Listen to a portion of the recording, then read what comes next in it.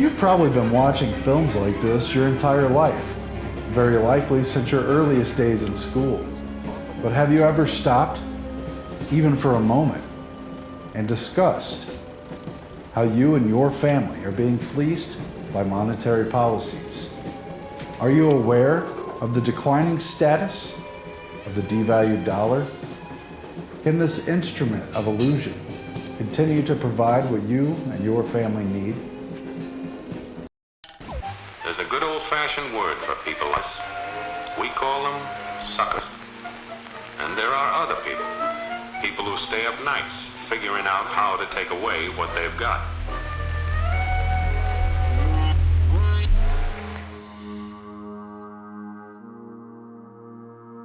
As you see, the top hat is still worn, but today only by a few. We are at a historic turning point. Money as debt is a form of slavery. It's changed everything. Congress, in essence, has ceded total control of the value of our money to a secretive central bank. I don't hang around trying to read the entrails of what some statement in the administration may say, because it's our responsibility to make up our mind about these things. There is no other agency of government which can overrule actions that we take. Picture a party of the nation's greatest bankers stealing out of New York on a private railroad car under cover of darkness, stealthily hiding hundreds of miles south. A key difference with the CBDC is that central bank will have absolute control, and also we will have the technology to enforce that. It's a secret meeting at the time. They told nobody about it. The details came out later, but this is the place where the most important people in the world first came up with a formal plan to create the Federal Reserve. This place is crazy. I have alleged that there is a money trust. Better for the state relative to cash. Hi, welcome to Jekyll Island. To begin, first make a selection at the top. Second, please ensure cash on the left or credit card on the right.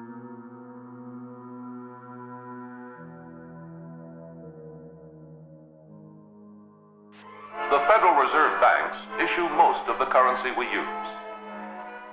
They serve as bankers, both for the government and for private commercial banks. And they also influence the lending and investment policies of commercial banks by utilizing a variety of economic tools which are available to the Federal Reserve System.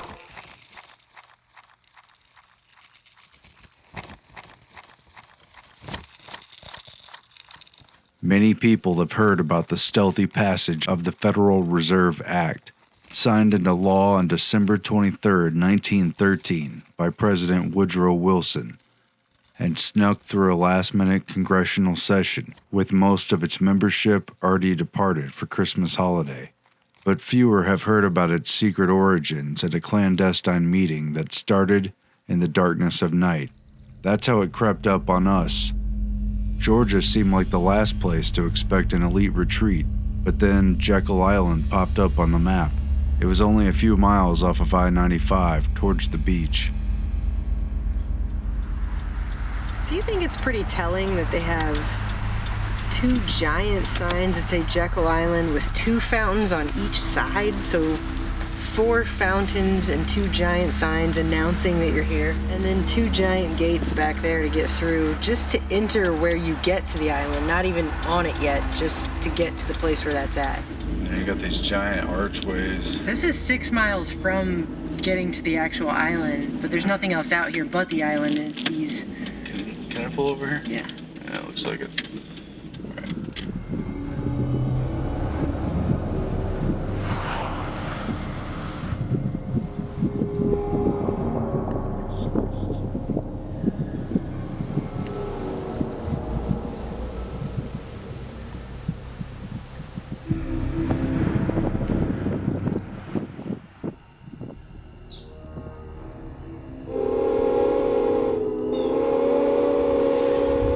The truth is strange as fiction. It calls up visions of pirates, of shipwrecked mariners cast on uninhabited islands, of ancient warriors entrenched in a castle surrounded by a moat, of ghost-like comings and goings. But let's go to the facts.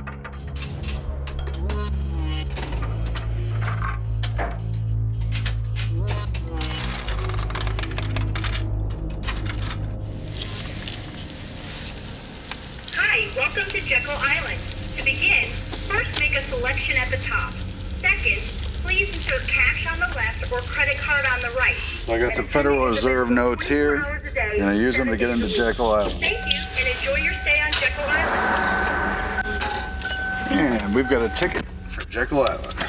This is kind of bullshit. Yeah, I know. All right, we're going over the bridge, over the Jekyll River, Thompson Bridge, and we're gonna check out the clubhouse, where the conspiracy was hatched. The backseat conception of a New World Order conspiracy. Yeah, but really it was. Do you think it's funny that we're always doing these things at night? How many seconds of this do you want? The turn-in is just right here, so Jekyll Island Club. I'm gonna check it out, and it's a hotel now. It used to be a private club that was just for people like Nelson Aldrich and, you know, the Morgans and the Rockefellers and people of that ilk. But today, you could stay here for somewhere around $175 a night. And there's a whole backstory about how it went downhill after World War II, and the ownership changed hands. But it used to be privately owned by the elite, who of course came here to meet way back in 1910. And it was a secret meeting at the time. They told nobody about it. The details came out later. But this is the place where the most important people in the world first came up with the formal plan to create the Federal Reserve, to create a debt monetary system, and essentially financially enslave the United States by stealth. It's straight through there. All right, there's a sign there for the Jekyll Island Club.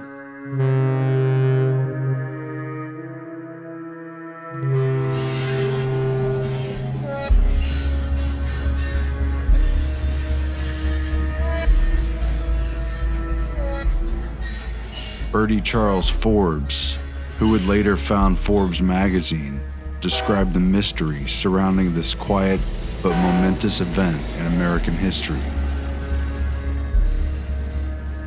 Picture a party of the nation's greatest bankers stealing out of New York on a private railroad car under cover of darkness, stealthily hiding hundreds of miles south, embarking on a mysterious launch, sneaking onto an island deserted by all but a few servants, living there a full week under such rigid secrecy that the name of not one of them was once mentioned, lest the servitors learned their identity and disclosed to the world this strangest, most secret episode in the history of American finance.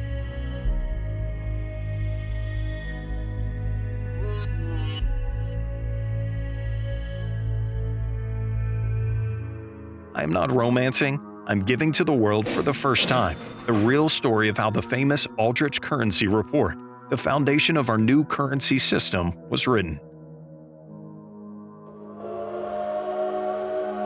The utmost secrecy was enjoined upon all. The public must not glean a hint as to what's to be done. Senator Aldrich notified each one to go quietly into a private car at an unfrequented platform, with drawn blinds for any peering eyes that might be around. New York's ubiquitous reporters had been foiled. After bowling along the railroad hour after hour into southern country, the order was given to prepare to disembark. Stepping from the car when the station had been well cleared of travelers, the members of the expedition embarked in a small boat. Silence reigned, for the boatmen must not find out how distinguished were their passengers. In due time, they drew up at another deserted pier. They were at Jekyll Island off Georgia.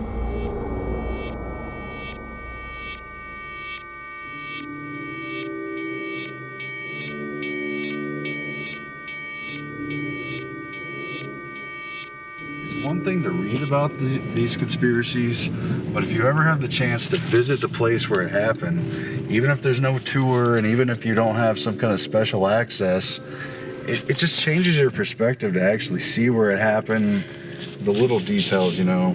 I can agree with that. Putting a face to a name kind of thing. This is not a place you would come ever. Like, I can see why they would make this a private club. This is an island off of southern Georgia. I mean, you wouldn't drive way out here.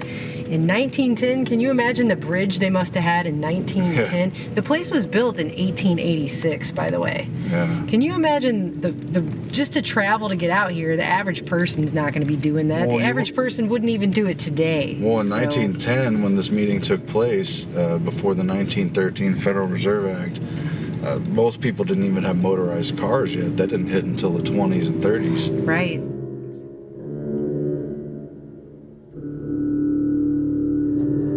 This looks like the setting for a haunted Disney film. I don't think most people would even come out here. How would anyone get out of this place, by the way? Just go left.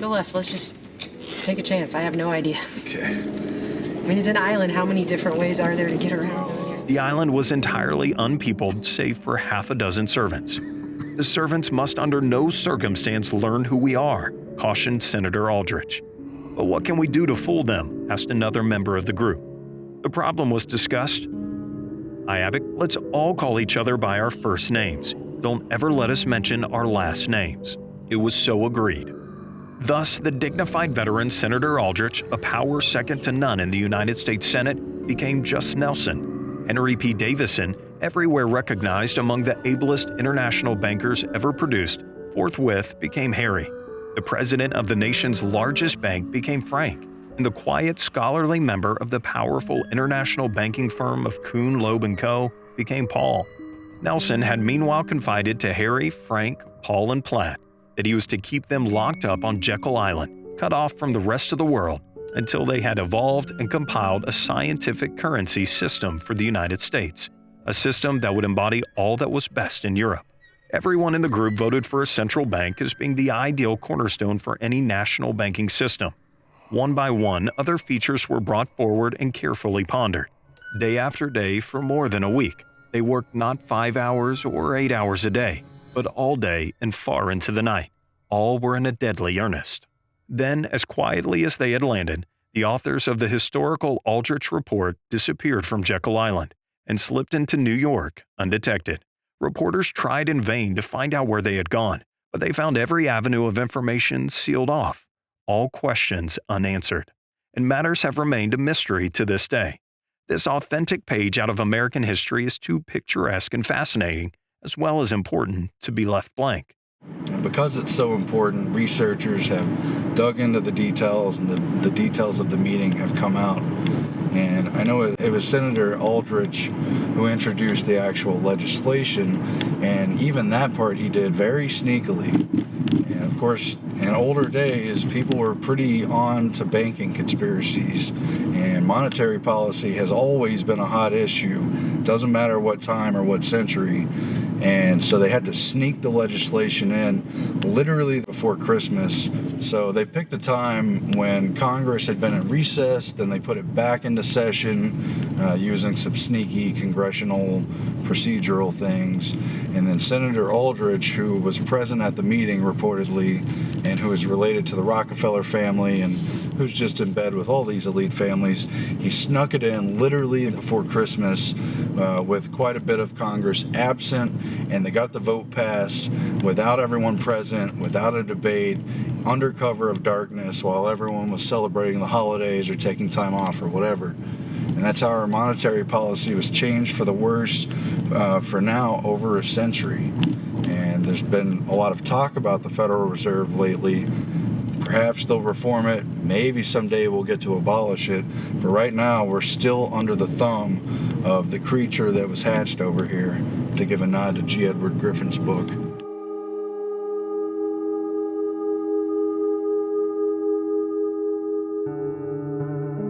During the presidential campaign of 1911 and 1912, Senator Aldrich put forward a plan for the Republicans, supported by the American Bankers Association, which called for a private monopoly with little power to the government.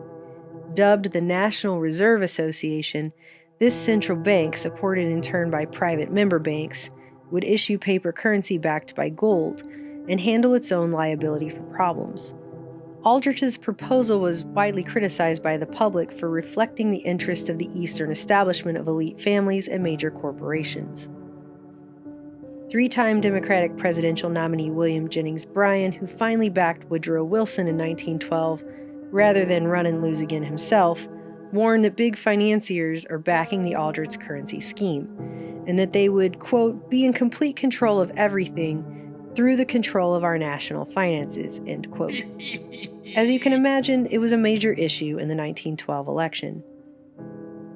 Republican Party opponents like Rep. Charles Lindbergh Sr. spoke out against the plan's favoritism towards what he termed the money trust, and Democratic Representative Arsene Pujo held hearings in the House Banking Subcommittee to investigate this money trust, saying in part, "To us the peril is manifest, when we find the same men a director in half dozen or more banks and trust companies all located in the same section of the same city, doing the same class of business and with a like set of associates, similarly situated, all belonging to the same group and representing the same class of interests, all further pretense of competition is useless."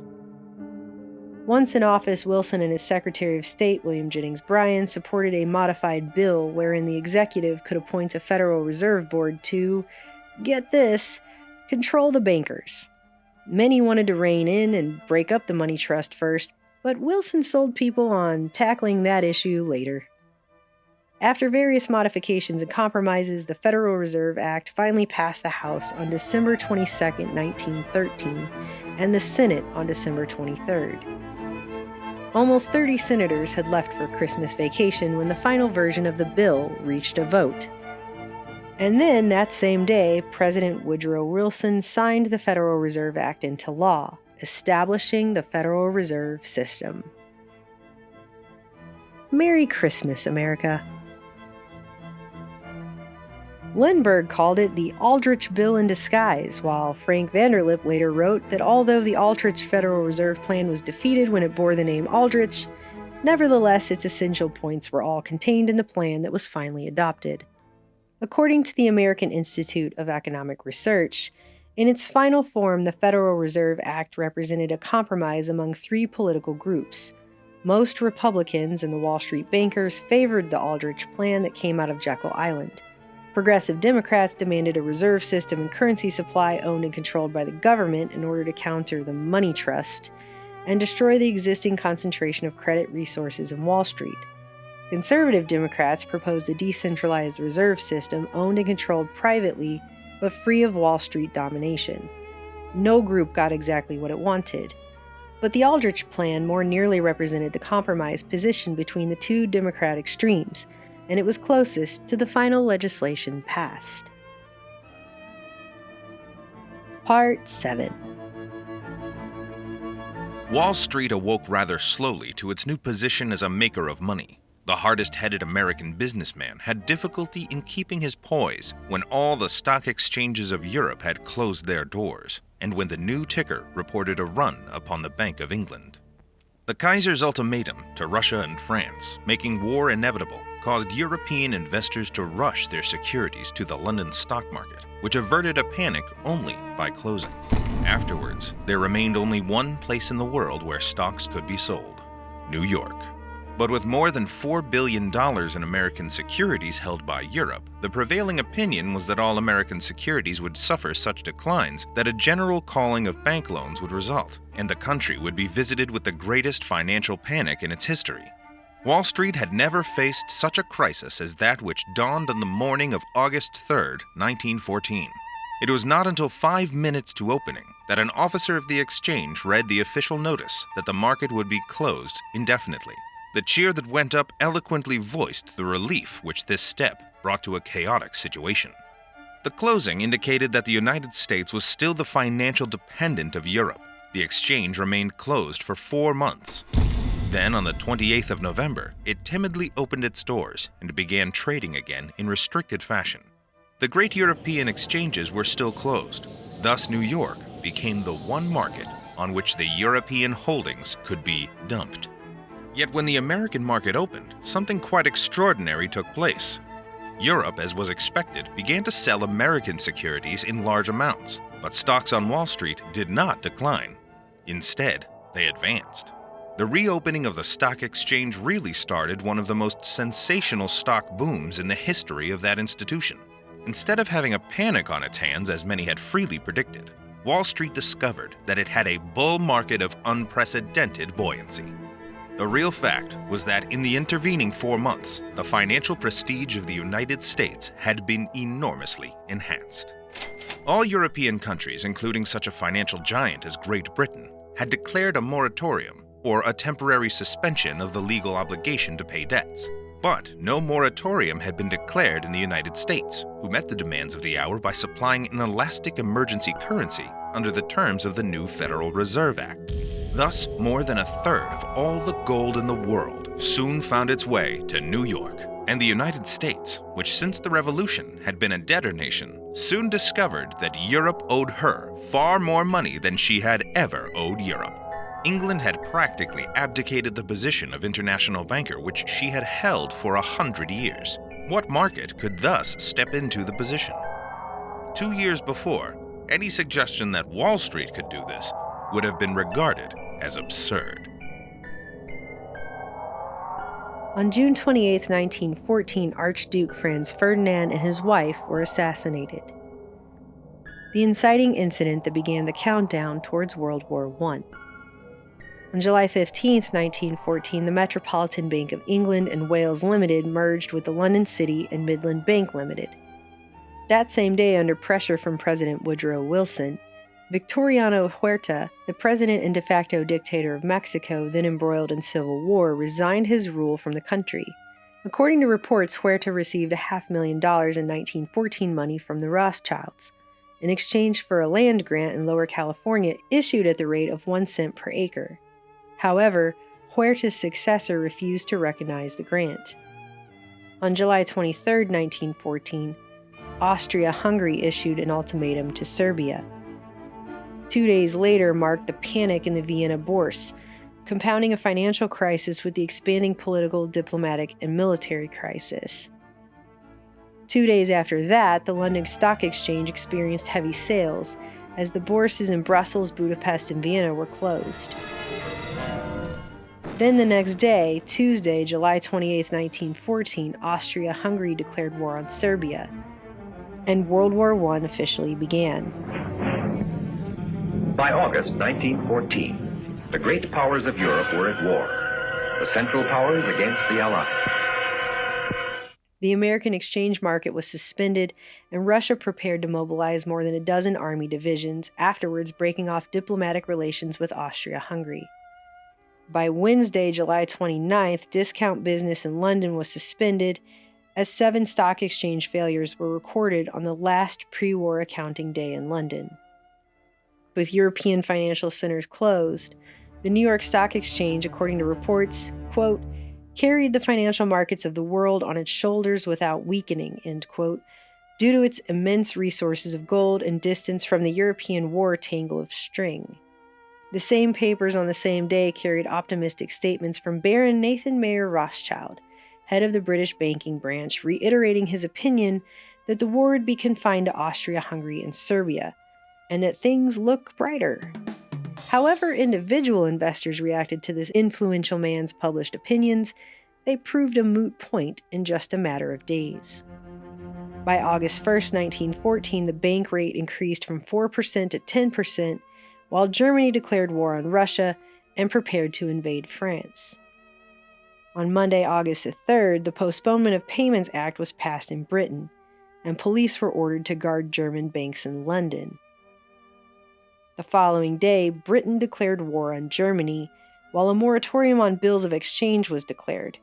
Over the next few days, a joint conference took place between the British government and the City of London bankers, thereafter passing the Currency and Banknotes Act on August 6, 1914. On Friday, August 7, 1914, the Bank of England banks reopened, with the first ever issuance of £1 notes. Because, in keeping with what we said earlier, the more wars happen, the smaller currency denominations people get. On August 8, 1914, the British government passed the Defense of the Realm Act, granting a wide range of authoritarian powers and enacting bizarre policies, starting with censorship, but extending to bans, for real.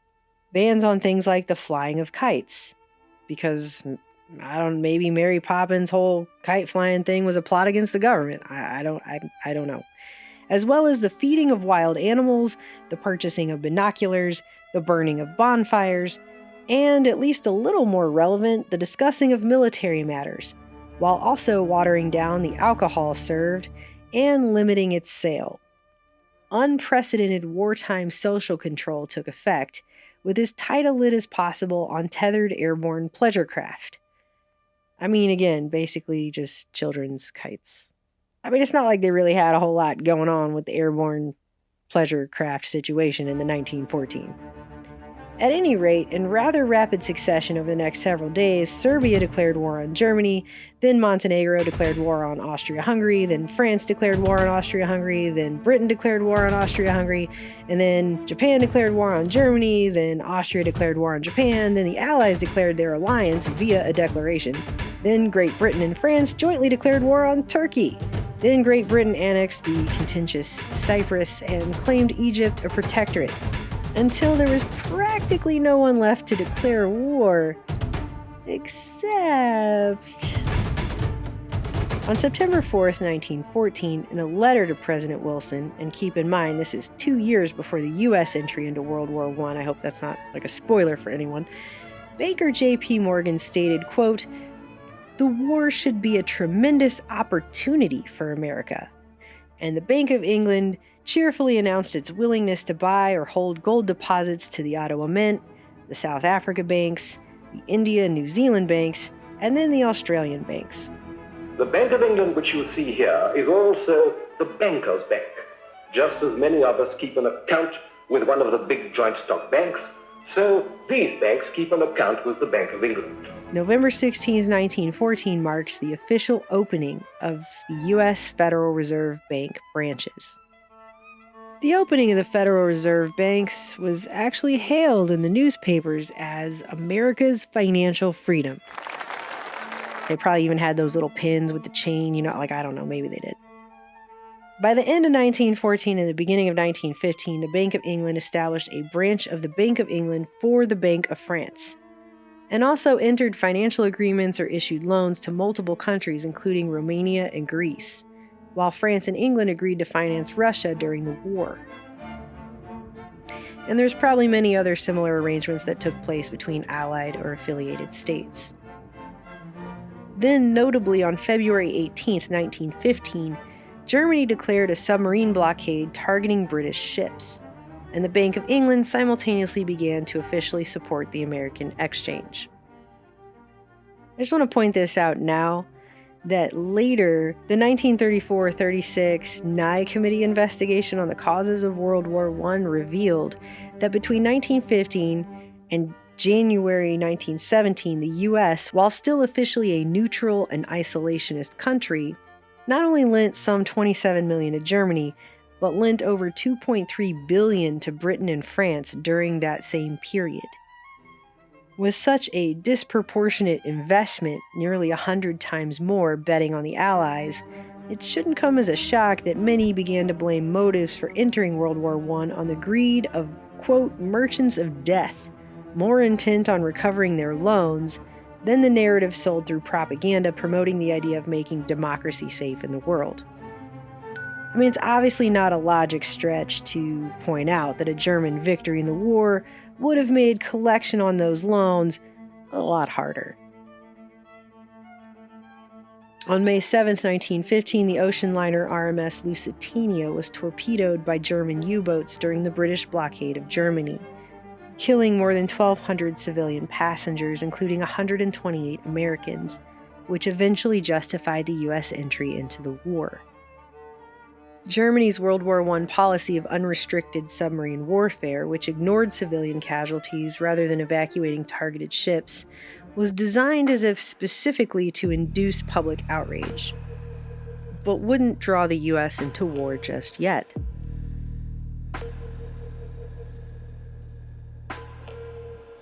On page 432 of the Intimate Papers of Colonel House, Volume 1, written by historian and later president of Yale Charles Seymour, is an astonishing account related to the sinking of the Lusitania, which provocated American entry into World War I, and the diplomatic role of President Wilson's chief advisor, Colonel Edward House. Apparently, House met with Sir Edward Grey, the Secretary of State for Foreign Affairs, quote, main force behind British foreign policy during World War I, on the morning of May 7th, the day the Lusitania was sunk. House recorded in his notes that, quote, we spoke of the probability of an ocean liner being sunk, and I told him, if this were done, a flame of indignation would sweep across America, which would itself probably carry us into the war, end quote.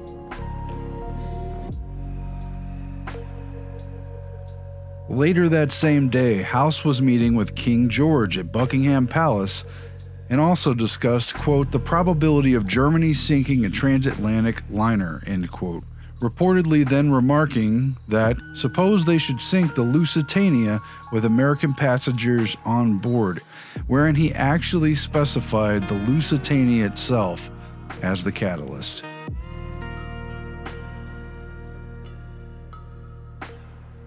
Author Seymour then claims that later this same evening, May 7th, while House was dining at the American Embassy, a dispatch brought news that, in a remarkable coincidence of no further significance, that indeed a German submarine took the incendiary action of torpedoing and sinking the Lusitania.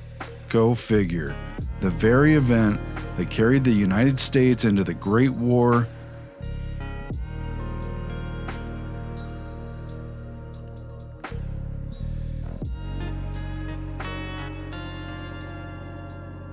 And the rest, as they say, is history.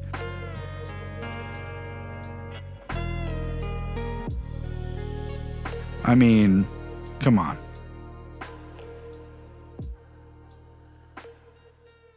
Modern-day researchers have now uncovered a folder titled Publication of Gold Imports and Exports by the Bank of England, which contained a letter from the country's then senior economic advisor to the Chancellor of the Exchequer, pointing out specifically that not once but twice, a Bank of England foreign sale in gold was announced on the same day that a passenger line bound for the U.S. was torpedoed and sunk.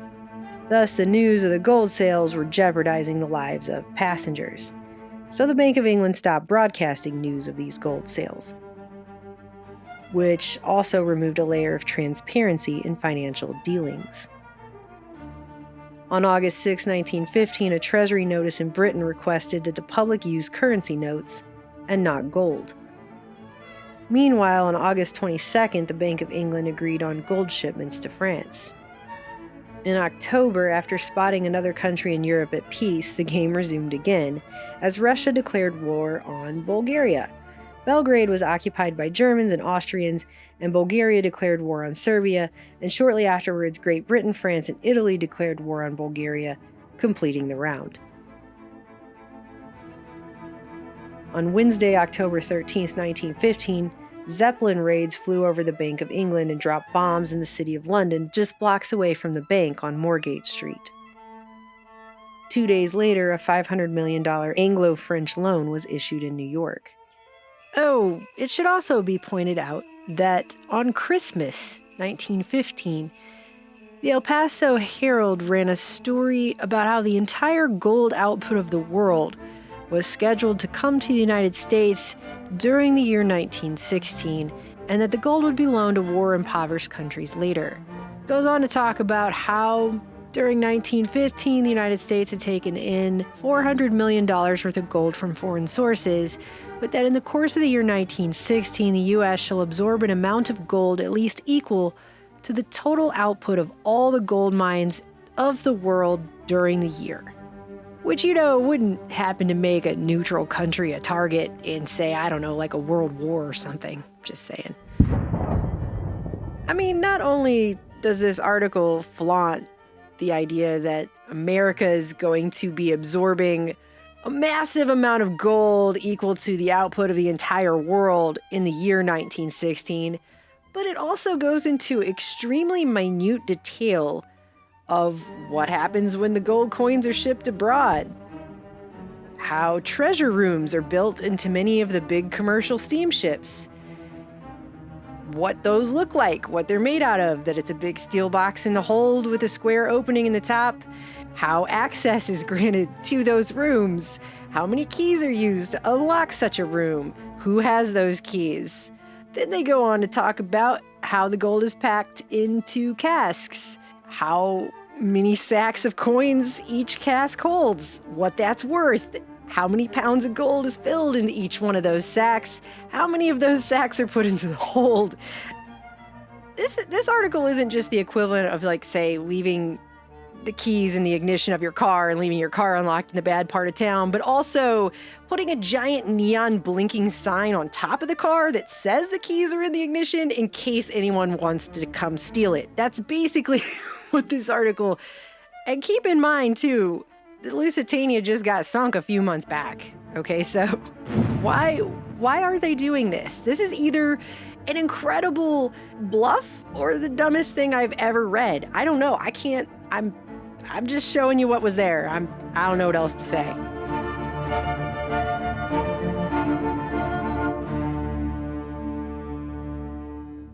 By March 1916, more looking at the map was done, and Germany, and then Austria-Hungary, declared war on Portugal. Because I guess they forgot to earlier or something. On March 16th, the American Dollar Securities Committee decided on the acceptance of securities on loan. And then Easter Monday of 1916 marked the proclamation that Ireland was a republic, backed by a military council known as the Provisional Government of the Irish Republic.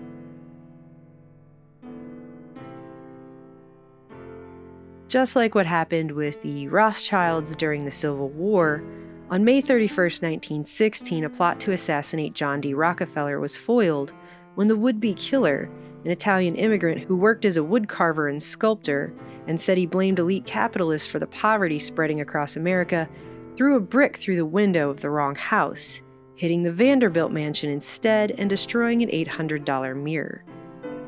That same year, Rockefeller officially became America's first billionaire.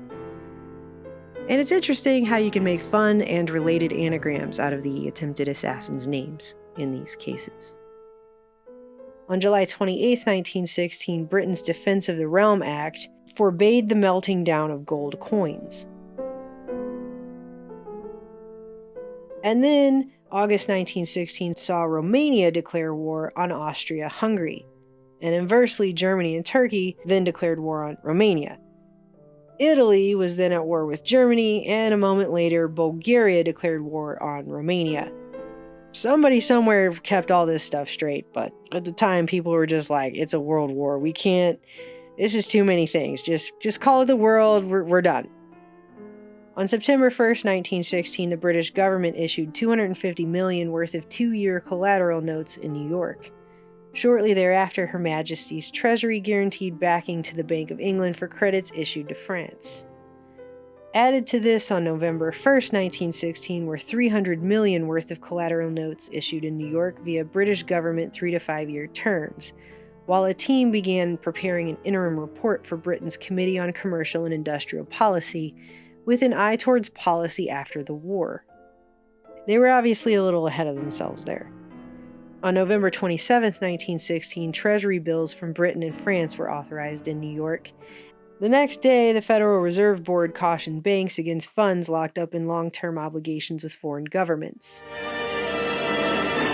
The move to relocate the world's gold to the United States was so monumental and capricious an investment opportunity during the war bonanza that the Federal Reserve felt the need to issue a warning memo on November 28, 1916, still ahead of U.S. entry into the war, cautioning American investors not to overdo it on foreign loans at the expense of domestic financing, writing, quote, "The board does not appreciate the view freely expressed of late that further importations of large amounts of gold must of necessity prove a source of danger or disturbance to this country. That danger will arise only in the case the inflowing gold should remain uncontrolled and be permitted to be the basis of undesirable loan expansion and of inflation. Thus, the Fed warned that in spite of the huge influx of gold, the quote, liquid funds of our banks were in danger of being absorbed, as the need for war materials corresponded with huge foreign loan demands and eager investors looking to capitalize on it all. And thus, to tame this, the Fed board instructed its network of member banks to hold back funds and finally, quote, be placed on the permanent basis of their reserve requirements, end quote, thus urging them to leave behind their reliance on, quote, fictitious reserves. That's their term. They actually write, and fictitious reserves would then disappear. The implication then is that while hundreds of millions of 1916 dollars were being loaned overseas, that the banks would, quote, appear to be solvent and in proportion to their actual reserves. Again, those are the words the Fed put down on paper, and the Bank of England chose to include in their archives of the war. Quote, it will then appear that while a large increase in the country's gold holdings has taken place, the expansion of loans and deposits has been such that there will not remain any excess of reserves apart from the important reserve loaning power of the Federal Reserve banks, end quote. Whether appearances were square with the reality remains unclear, but the indication is that, quote, fictitious reserves were to be sorta kinda phased out. Well, except by the Federal Reserve banks themselves, I suppose, since a, quote, reserve loan would mean a promise to pay back, reserves, which is supposed to be like a stockpile of something important already in place. At any rate, the Fed cautioned investors and banks alike that foreign treasury bills could soak up liquidity needed domestically for something big, something then unknown but imminent, what they termed, quote, home requirements, the nature and scope of which none can foresee, end quote. Which in hindsight looks a bit like foreknowledge leading into war production at an unprecedented scale. Heeding this warning would apparently pay off big though, as the Fed board in 1916 directly stated that, quote, the United States has now attained a position of wealth and international financial power which, in the natural course of events, it could not have reached for generations, and we must be careful not to impair this position of strength and independence, end quote. Independent, of course, connotating its definition not subject to control by others and not affiliated with a larger controlling unit. So if we got there unnaturally, how did that work? What do you mean worry? They don't have to worry. There they are, a small bunch with a lock on the market. They were smart. They're lucky enough to get big early. And then they stay that way. Their gang hasn't changed for 50 years. That's right. When I was a kid, we had the same big companies that we do now. Bunch of monopolies. That's all we've got in this country, and I don't like it. Well, the Fed board hints at something like unlimited post-war investment. Quote, at the end of the war, we shall wish to do our full share in the work of international reconstruction and development, which will then lie ahead of us, end quote. Already referring years before the Treaty of Versailles to the United States, quote, proper part in the financial rehabilitation of the world, end quote. Until then, the Fed board told investors it is the duty of our banks to remain liquid in order to meet home demands and not allow foreign treasury bills to absorb necessary investment capital, as there is clearly much that they anticipated being built up, produced, prepared, in what was then still very much considered isolationist America. All in all, it reeks of great expectations. Not all the vignettes will have the same impact on you. You may identify more strongly with some than with others. Wake up, sleepyhead. Let's take a short break and regurgitate a few simple questions.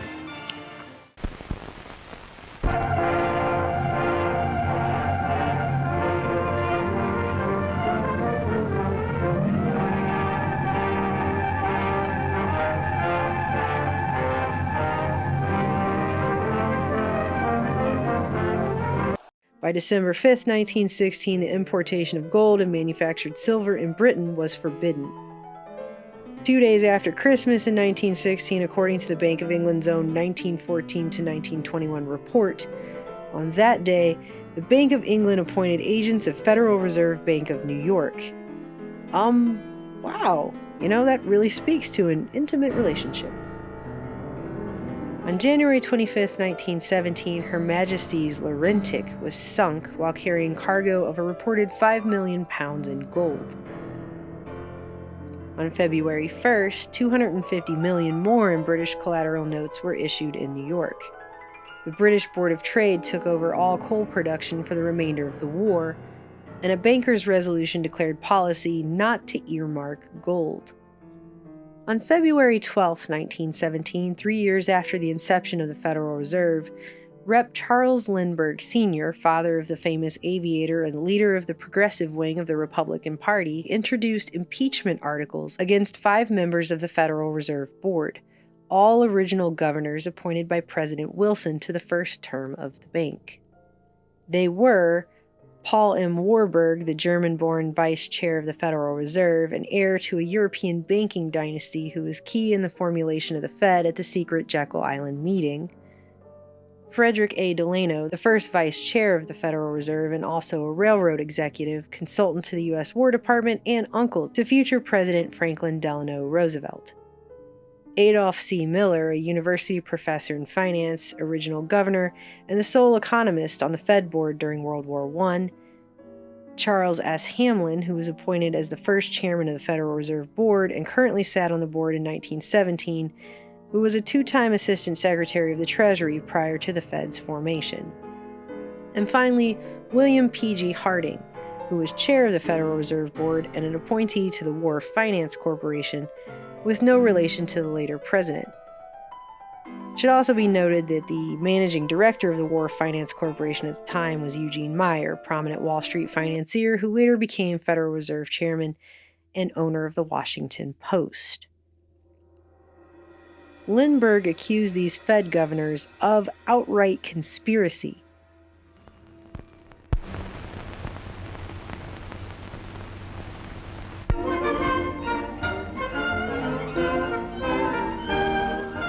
On or about the month of July 1906, the exact date being unknown, leading representatives of firms including J.P. Morgan, Kuhn Loeb and Company, Lee Higginson and Company, Kidder, Peabody and Company, the National City Bank of New York, the First National Bank of New York, and various other persons did conspire with each other to deceive the people of the United States, the Congress, and the President of the United States to secure an act of Congress providing for a new monetary and banking system.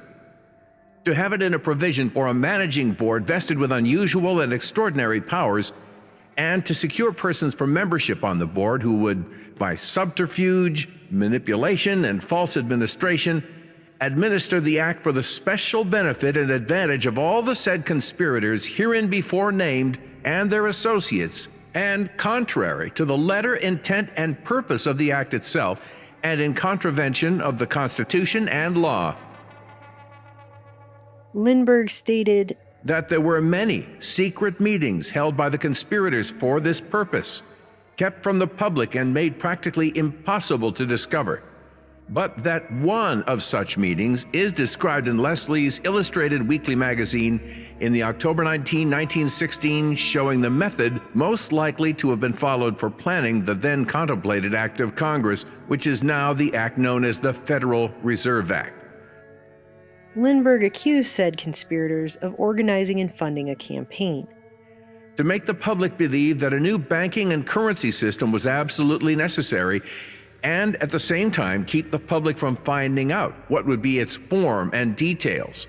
It was planned as part of the said original conspiracy to create several great business and financial centers in different parts of the United States in order to facilitate their plan of personal gain in contravention to the public welfare, to compel the state banks to join the Federal Reserve System in order that all the banks, national and state, may become one gigantic combination with an absolute monopoly and have the power of exploiting the people for the benefit of the conspirators. The said 5 acting working members of the Federal Reserve Board knowingly and intentionally have been improperly influenced and have willfully failed to keep the public and Congress informed. The banks have, for private gain, increased the bank credits of the country approximately $7 billion and without effecting a corresponding reduction in the interest rate. The increase caused by the said inflation in the speculative values upon commodities required to supply the necessities of life for the people has been many billions of dollars which have been added to the cost of living. Rep. Lindbergh explained that these bankers conspired with European spectators to draw upon the material resources. Approximately $8 billion in value of the material resources have been exported since the war in Europe began, and through credits, the markets increased the cost to American consumers in the same period approximately $16 billion in excess of the real values, costs made forever higher than they would be if trade and commerce were not manipulated through a false administration of finances. Most of them being international as well as domestic bankers, seek to dominate the relations of the United States with foreign countries by means of the control of finances. Very, very good. Have you anything else to say? They had the said board select and appoint, through the Federal Reserve Bank of New York, the so-called Bank of England as its agent, thus putting the credit of the government of the United States on the back of this foreign corporation organized for private gain, which is no longer able to make payments in gold and fails to give a statement of its true conditions. The said Federal Reserve Board is threatening to enter into further entangling alliances with bankrupt countries of Europe at the very time this government contemplates issuing hundreds of millions of dollars of interest-bearing bonds upon the credit of the people of the nation to meet the government expenses. That during the Civil War, the government of the United States issued money commonly called greenbacks, the same being issued upon the credit of the people of the nation, that of said greenbacks so issued now are outstanding and in general circulation $346,681,016, for which a reserve of $150 million in gold is held by the government to guarantee their redemption if demanded. That said circulating greenbacks have already saved the government from paying approximately $1 billion in interest during the time they have been in circulation, and are now saving the government approximately $6 million annually. The conspirators, by secret connivance, now seek to have the said greenbacks retired and the $150 million of gold guarantee placed in the Federal Reserve banks, on which to base the loaning of bank credits as a substitute for the money owned by the people. To amalgamate all of the trusts into one great trust in restraint and control of trade and commerce, and thus be able to exploit the masses and take from them their earnings, except that which is required for bare subsistence, to enslave the masses of humanity.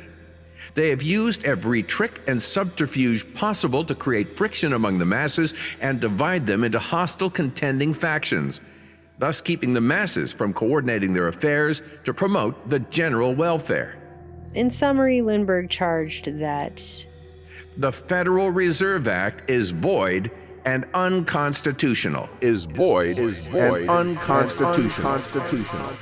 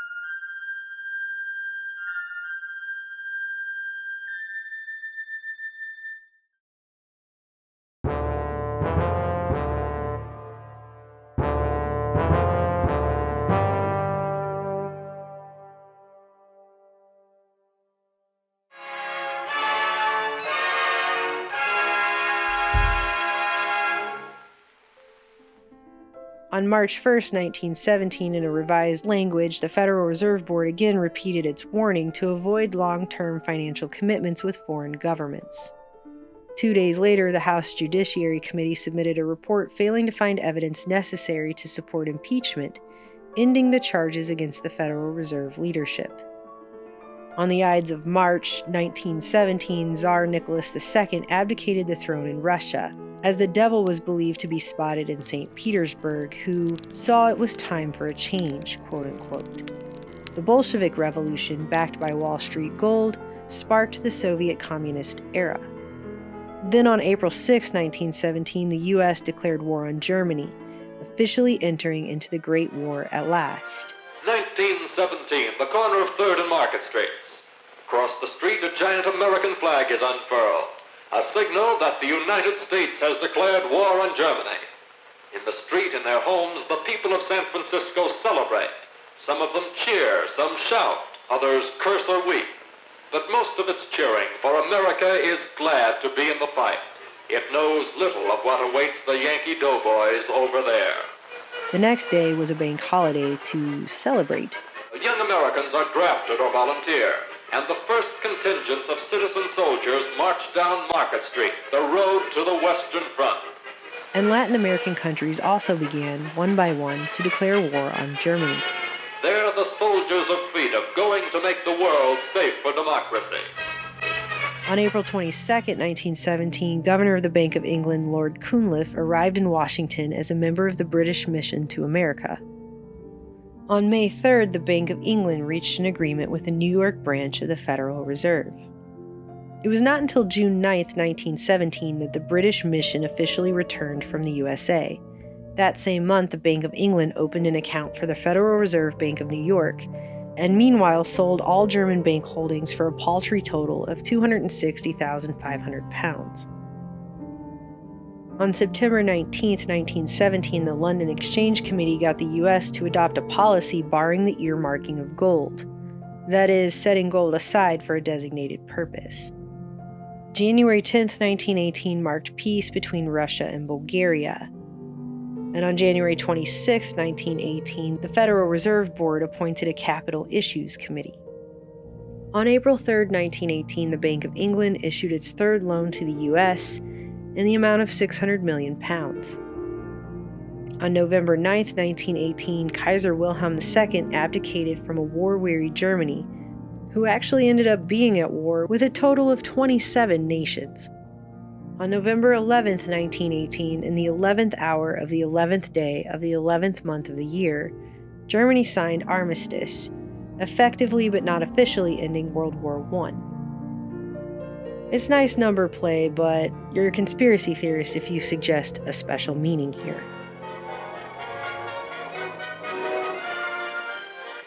For this day, November 11, 1918, marks the end of an era of hate and bloodshed and violence. It's the beginning of peace and goodwill on earth.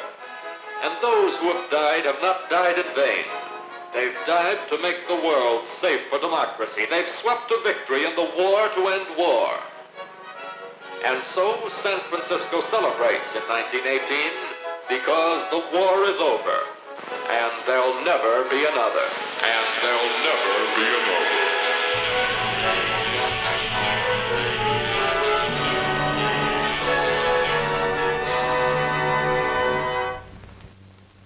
In the year 1919, shortly after the war ended, John Moody published The Masters of Capital, with a scathing critique and blunt analysis of the dangerous relationship between Wall Street and the First World War. Not only did England and France pay for their supplies with money furnished by Wall Street, but they made their purchases through the same medium. The House of Morgan has always maintained close and confidential relations with the British government and British public. The necessity of buying materials by the billions in the United States soon produced a state of chaos in London. All kinds of irresponsible persons, American and European, obtained contracts for speculative purposes. Unless disaster was to result, it was evidently necessary to select some trustworthy agency in this country which could be depended upon to mobilize American industry. Inevitably, the House of Morgan was selected for this important task. Thus, the war had given Wall Street an entirely new role. Hitherto, it has been exclusively the headquarters of finance. Now it became the greatest industrial mart the world had ever known. In addition to selling stocks and bonds, financing railroads, and performing other tasks of a great banking center, Wall Street began to deal in shells, cannons, submarines, blankets, clothing, shoes, canned meats, wheat, and the thousands of other articles needed for the prosecution of a great war.